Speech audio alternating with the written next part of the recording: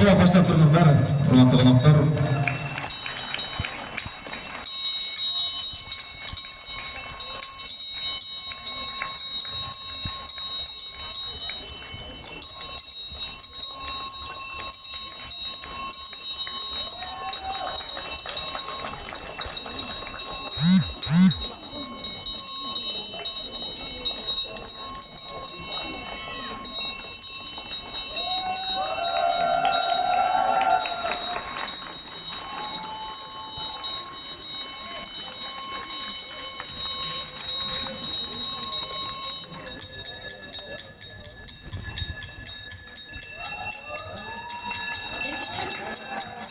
İkinci B klasının okuyucusu Sultan Ali Bayezid.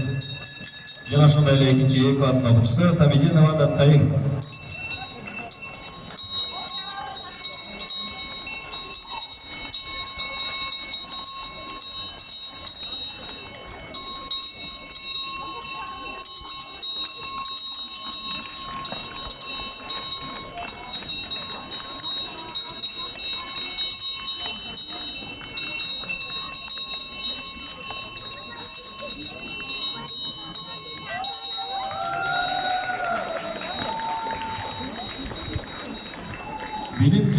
Bilim jarkın gelecek, bilimden sayılayt bağır genişet, bilim bilen çıksa gıdın saparıga, biyik deden ay yıldızga tengeşet.